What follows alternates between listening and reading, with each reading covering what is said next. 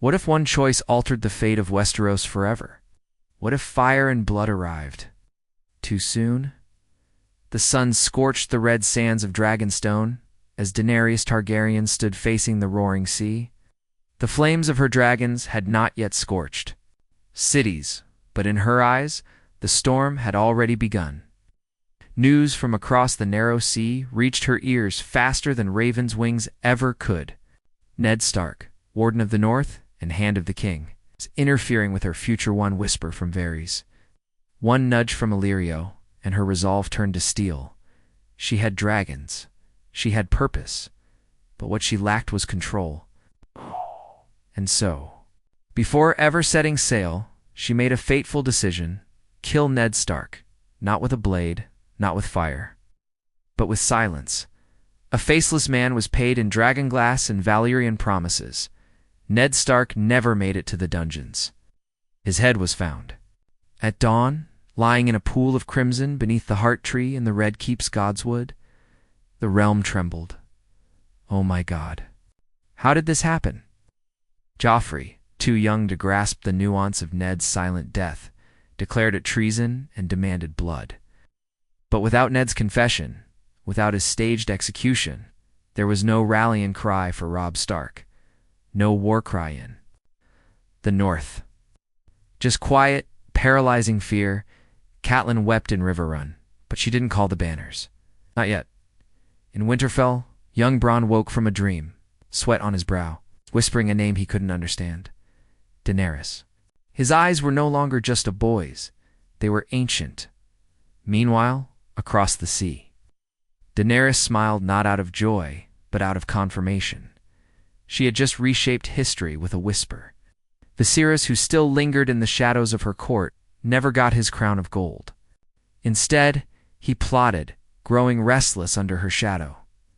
But Daenerys didn't see the spark behind his eyes. She saw only the storm ahead. She ordered the fleet to be built earlier than in the original tale. Ships would rise like ghosts from Qarth to Volantis, loyal to the silver-haired queen who dared to kill a Stark before ever stepping on Westerosi's soil. The small council of King's Landing was thrown into chaos. Varys remained silent. Littlefinger, smelling an opportunity, turned his attention to Sansa, offering her a future drenched in shadows. She was confused, but too vulnerable to deny him. With Ned gone so suddenly, her faith shattered. What came next? Oh no, no way this is happening already. Robb never became king in the North. Instead, he tried diplomacy. He traveled south, under a white banner, only to be met by a Lannister army, a lion's betrayal. In Essos, Daenerys had set sail. But she brought not just dragons. She brought prophecy. She brought blood magic. She brought war before Westeros was ready for it.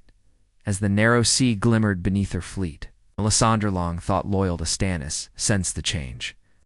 Her flame showed her something horrifying. The Dragon Queen was arriving before the long night, before Jon Snow could rise, before Arya could become no one, before the dead even stirred. Oh gods, this changes everything. And in the crypts of Winterfell, the old kings whispered, "She comes too soon." The winds howled over the narrow sea, carrying with them the scent of salt, steel, and smoke. Daenerys stood on the deck of her flagship Stormborns. Vengeance, cloaked in black scales and silver embroidery, her dragons, not yet full-grown, circled above, restless, sensing the blood to come. She wasn't sailing to Westeros to reclaim. She was sailing to conquer.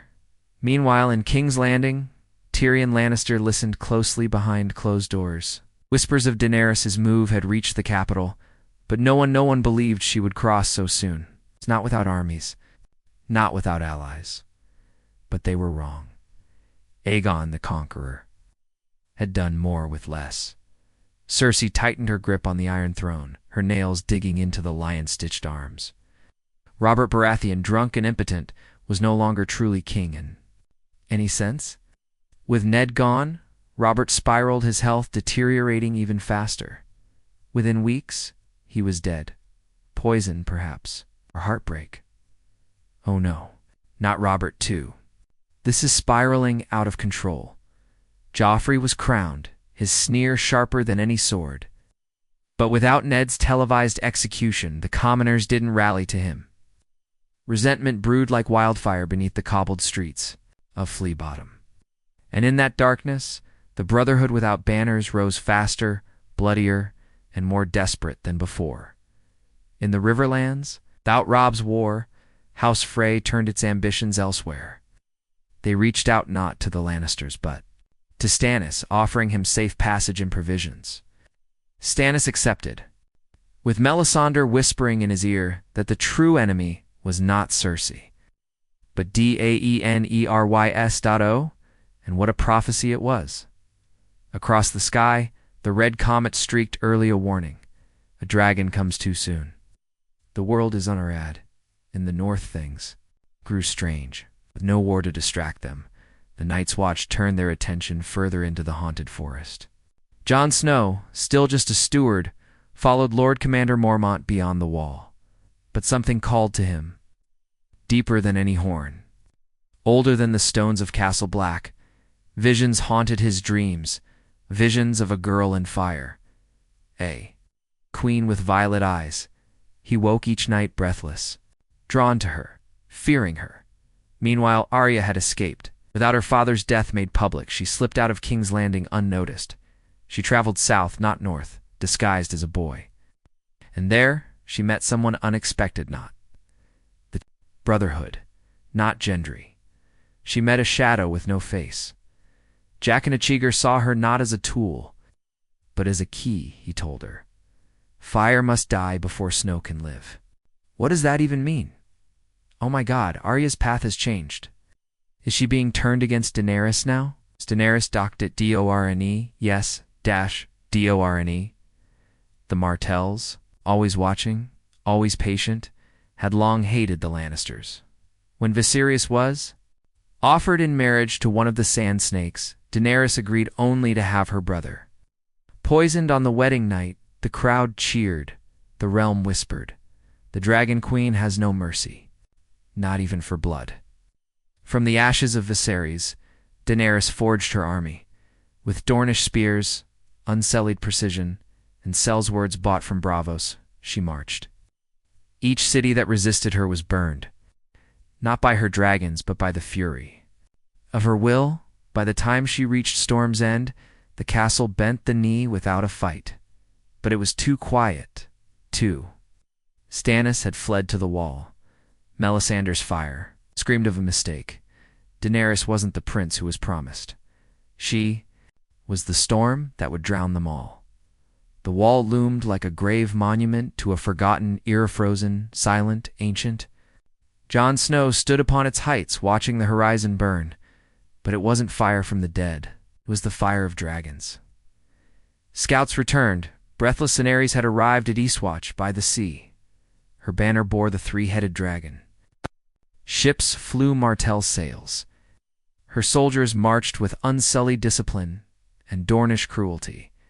And her dragons. They flew under no leash.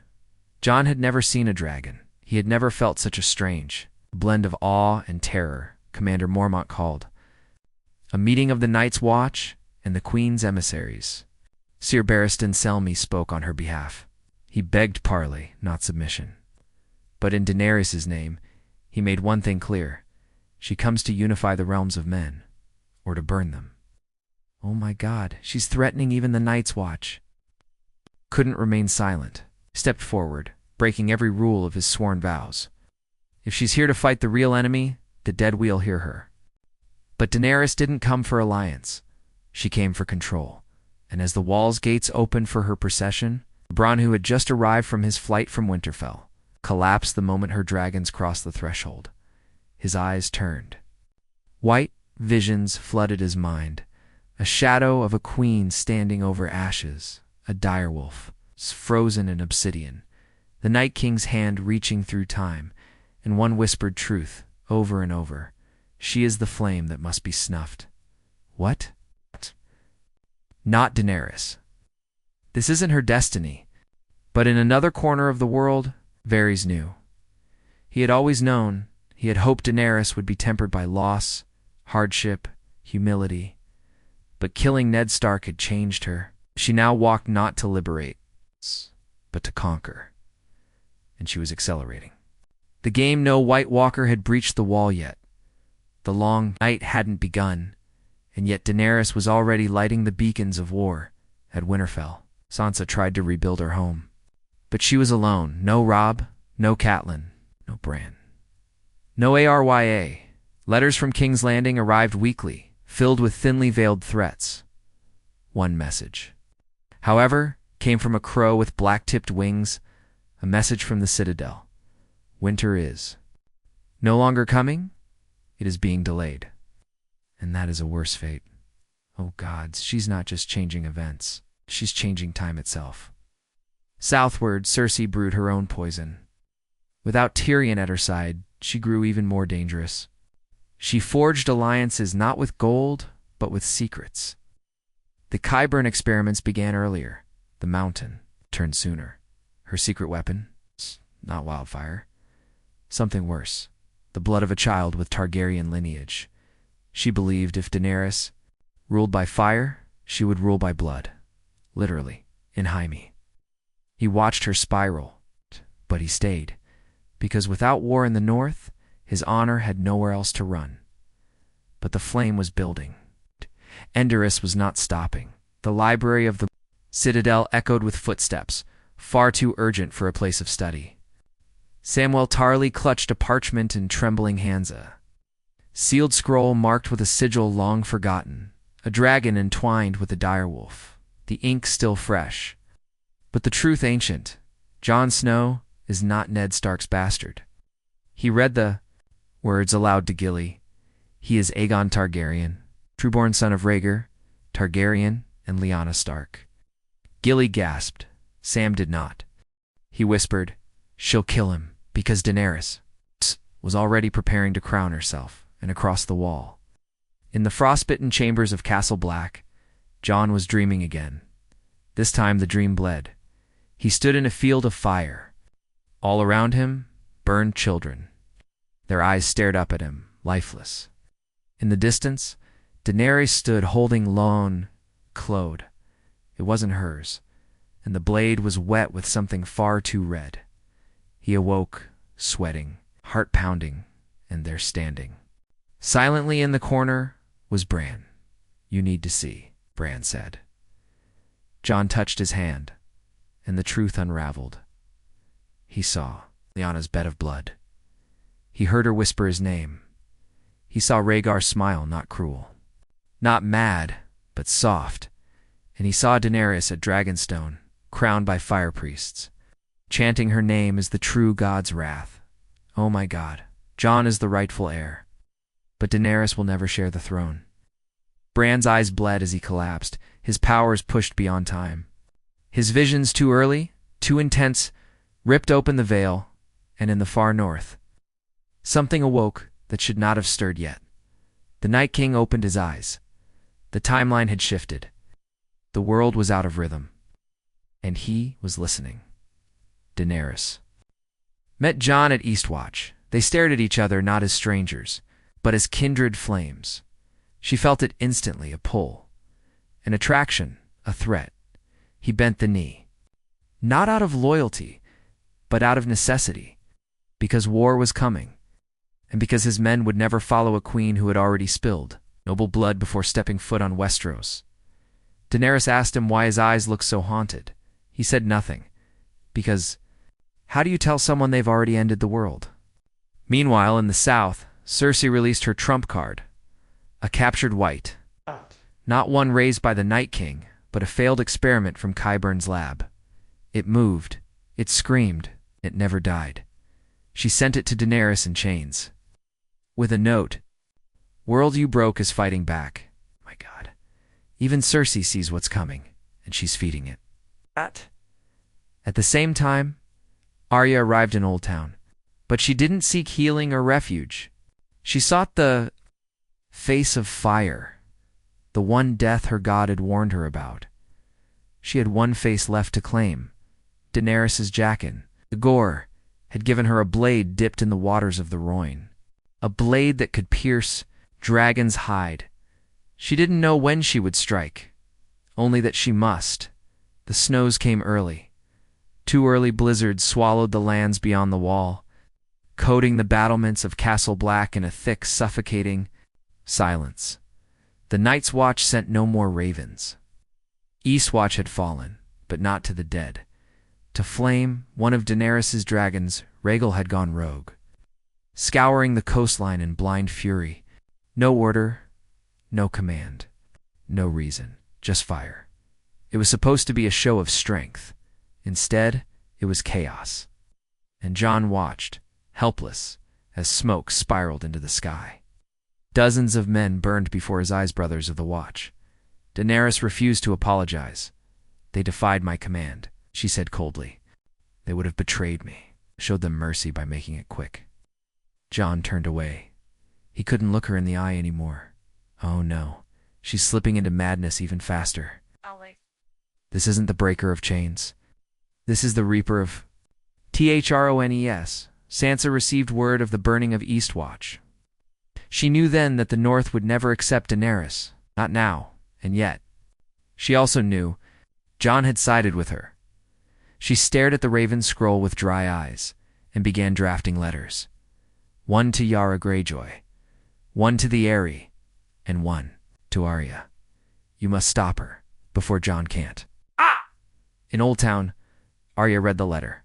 She traced the ink with the same finger that once held needle. She whispered, Valor Morgulis. Meanwhile, in King's Landing, Jaime stood before the Iron Throne. Cersei sat upon it like a lioness waiting to strike. She's coming here, Jaime said. Cersei nodded. Good, Jaime frowned. You mean to parley? Cersei smiled. I mean to give her what she gave us. Fear. She had wildfire hidden beneath the city. This time, not in the sept, in the Red Keep itself. If I burn, she burns. Jaime's hand trembled. This is it. This is where he becomes the Kingslayer again. Back at the wall. Bran was comatose, but not still. He wandered the threads of time, lost in visions too complex to anchor him. He saw the Night King standing at a great wall of black glass. He saw Arya dancing with death in the shape of a queen, and he saw Jon. Alone, buried in snow, whispering Daenerys' name before the light left his eyes. Then a voice echoed in the void. Only the wolf can stop the flame. Only death can save the living. Bran awoke, screaming. Jon heard it, and in that moment, he knew he had to stop Daenerys. But she was already moving south. The golden fields of the Reach trembled as Daenerys' army passed through. She no longer accepted surrender. Tarly soldiers were burned in rows. Villages were emptied, rebuilt in her image. She called it cleansing the rot. Tyrion tried to reason with her. You need allies, not ashes. She glared at him. Ashes are loyal. He stopped sleeping, stopped speaking, and began writing. A letter to Jon, a letter to Arya, and finally, a letter to Varys. Oh my God, Tyrion's turning. He knows she has to be stopped. But will he act in time? The godswood of Winterfell had never been so still. Jon Snow knelt beneath the heart tree, Longclaw resting across his knees. Snowflakes danced down like ghosts, each one melting on his skin. But he didn't feel the cold. He was fire now, Targaryen by blood, wolf by heart. The two sides of him were at war.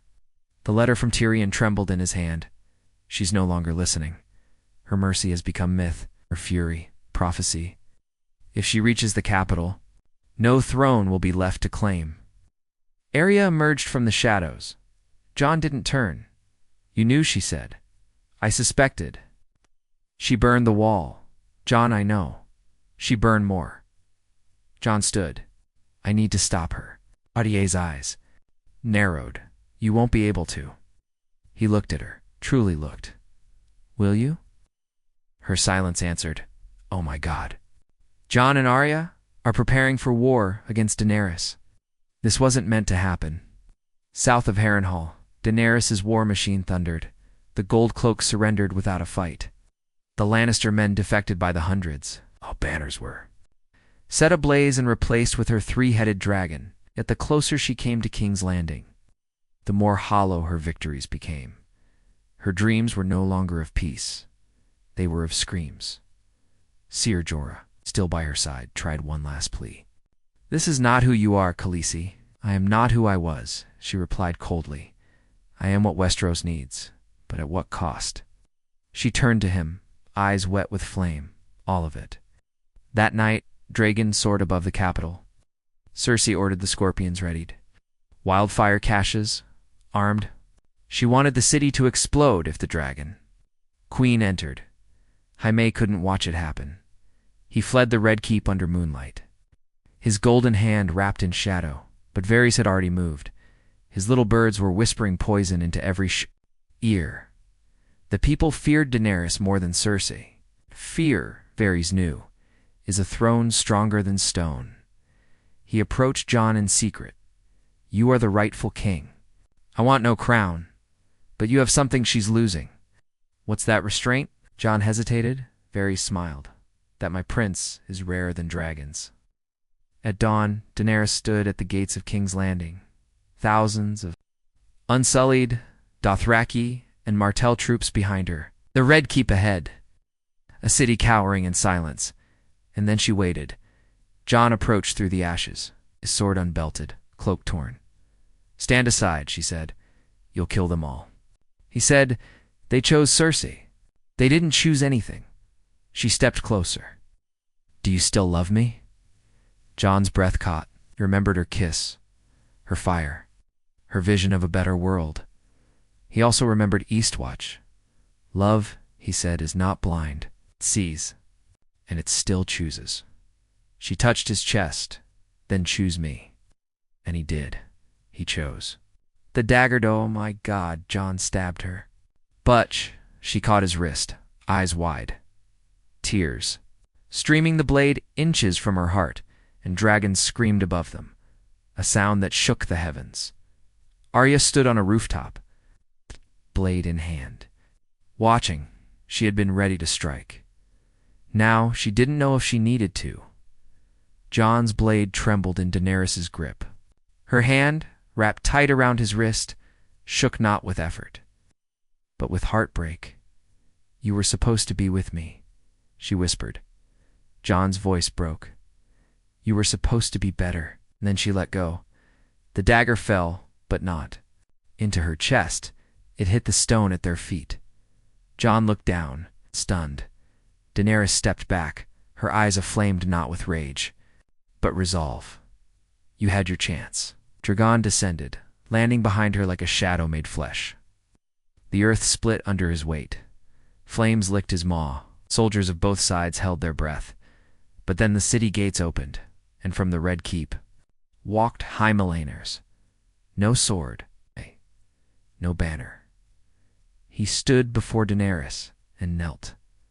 "I surrender," he said, then looked upright into her. Izan added, "So no one else has to."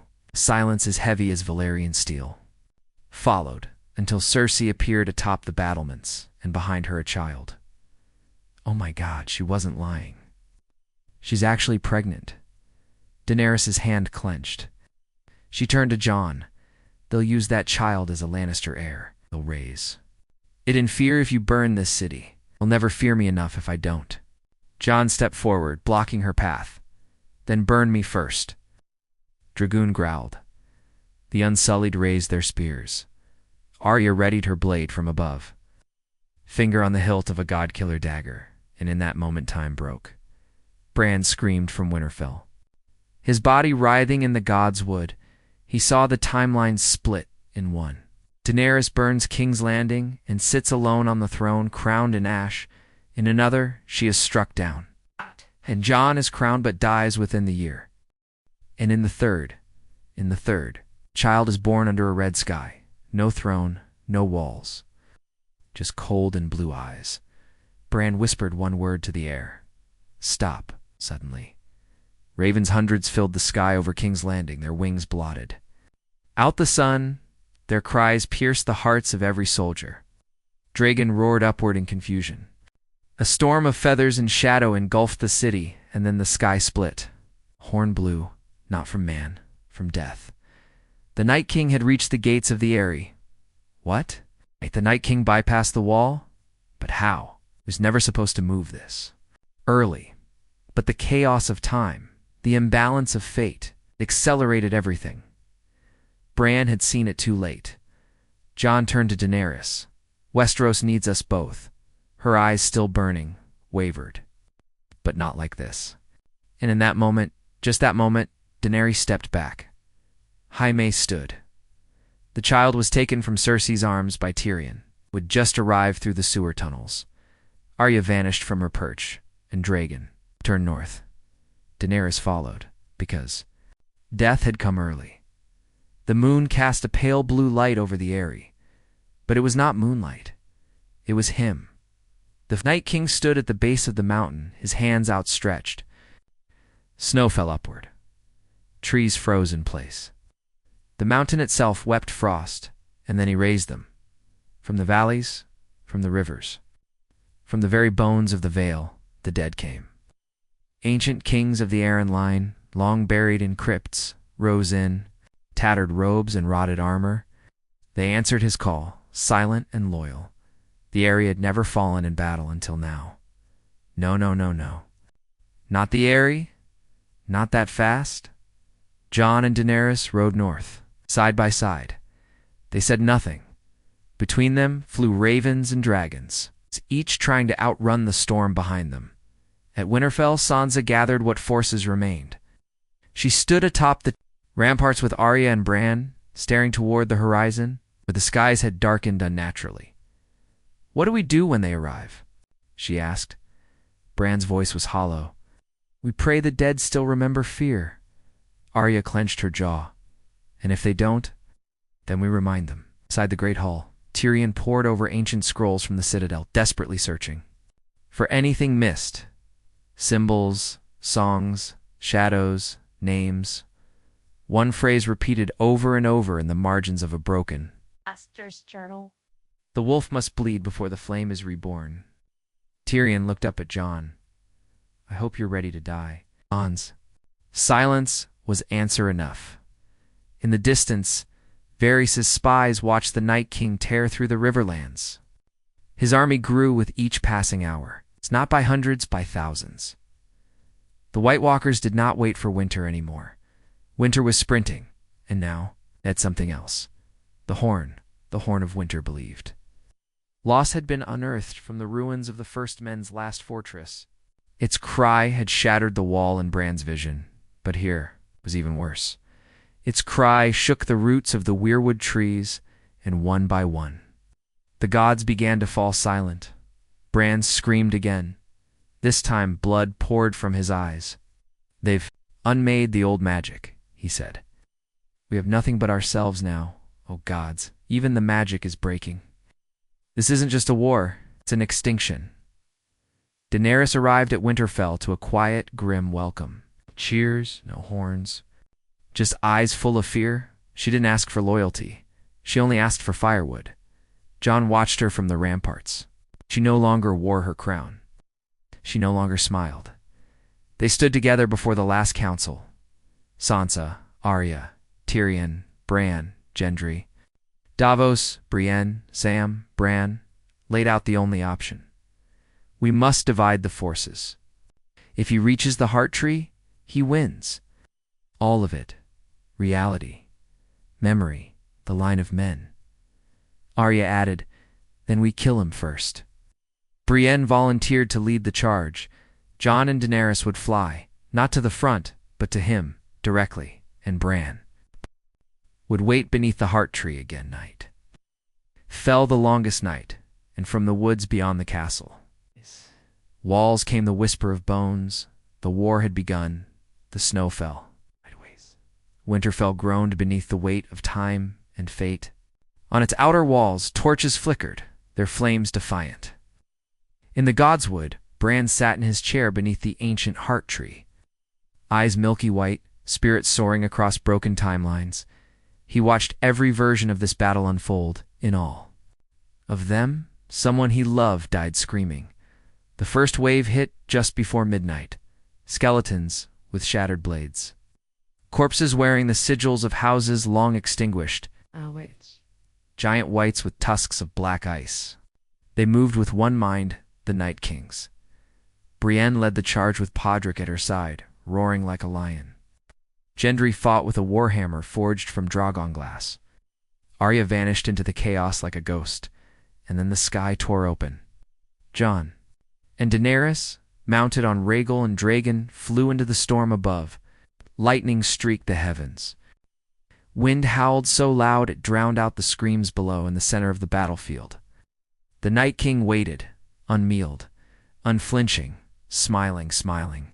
Oh my God, he wants them to come. He's planned this all along. Tyrion and Sam watched from the ramparts. Sam held a scroll too fragile to even breathe on, it says. He's not just after Bran, Sam muttered. What then? Tyrion asked. Sam swallowed. He's after her. After Daenerys. Why? Because she was never supposed to come early. Her crossing before the prophecy was fulfilled and balanced the world. He doesn't want to kill her. Tyrion's eyes widened. Wants to use her. Above the dragons collided. Viserion, reborn in ice, descended like death incarnate. Flame blue and screaming met. Dragons fire midair. The explosion threw both creatures backward, and Daenerys tumbled from Drogon's back straight into the snow. Jon screamed, diving after her, rolling through the snowdrifts just as the Night King stepped forward. He didn't raise his arms. He didn't summon the dead, he whispered. Blood of fire, soul of storm, burn the world with me. Daenerys gasped. Her eyes flickered gold for just a second. Jon stood between them, sword drawn. You won't touch her. The Night King lifted one finger. Jon charged, in the godswood. Arya sprinted through the trees. She saw Bran. She saw the white approaching from behind him, silent. Fast, she threw her dagger. Missed. Bran didn't blink. He spoke, his voice echoing through the roots. Now. Arya turned, and saw someone she had not expected. Catelyn Stark. White, screaming broken. Oh God, not her mother. Arya's knees buckled, but she didn't hesitate. She stabbed her clean. Final then. Ran toward the heart tree. Back in the snowstorm, Jon fought like a wolf cornered. Rhaegal crashed near him, crushing ice whites beneath his wings. But the Night King never lifted a weapon. He moved like silence itself. Then Daenerys stood, her hand burned. Her eyes now glowed gold. The Night King smiled. She took one step toward him, and then Arya appeared behind him again. This time with the God-Killer. Blade she stabbed. He caught her midair, smiling and whispered, You are late. Arya gasped and vanished in a shock of cold. Oh my God, no, she's gone. She failed. The world seemed to hold its breath. Then Jon rose, screaming, sword ablaze with fire. He lunged and Drogon roared behind him. The flame blinded the battlefield, and the Night King vanished. Silence fell. But something wasn't right. Daenerys had not moved. She stood trembling, and her breath. Jon reached for her. Her eyes turned to him and were blue. Oh my God.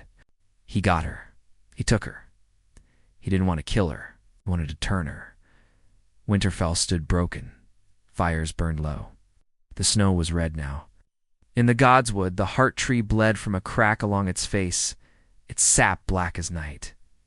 And Bran, the three-eyed raven, whispered through trembling lips, She has become what he could not. Jon Snow stumbled from the battlefield. His sword, Longclaw, still glowed faintly with dying fire. Behind him, the dragon Rhaegal wheezed, wounded, one wing dragging in the bloodied earth. Ahead of him stood Daenerys, but this was no queen. Her skin shimmered faintly like frost beneath flame. Her eyes no longer burned violet. They glowed the glacial blue of the undead. Her breath curled visibly in the air, even as the snow around her feet melted into steam. She spoke, but her voice echoed twofold, her own. and his you would not let me rule. So now I will end the game, forever. Jon dropped to his knees. Tears ran down his face. Dany, please, fight him. She approached. Your love was too late. Then she raised her hand, and Dragon obeyed, rising behind her. The great beast, now half flesh, half shadow, unfurled his wings and unleashed a roar that shook the stars. But he didn't burn Jon. He waited. He was waiting for the Queen's final command. In the Godswood, Arya stirred. She had not died. The Night King had flung her between timelines, frozen her between beats of destiny. But Bran had found her. He had pulled her back. Now she rose, broken but breathing, and ran. Toward the battlements. Toward Jon. Toward the blade. Because only one remained, and she was already too late. Or was she? Jon stood, looked into Daenerys' face, his queen and his enemy. He said one word, "Forgive me." And then he stabbed himself, right in the heart. Oh my God. Daenerys gasped. A cry tore from her throat, half rage, half agony. The blue faded. The flame flickered. And for a moment, just a moment, her eyes were violet again. She rushed to him, caught him, held him. Why? She whispered. Jon, fading fast, smiled weakly. Because you were worth saving. And then Arya appeared. The blade was in her hand. She plunged. It threw Daenerys' back straight into her heart. Fire exploded outward, not flame. Not heat, but memory. The wall, the throne, the dragons. The war's every echo of pain and power flashed in a single burst of light. Dragon shrieked, flung himself into the sky, and vanished into the clouds.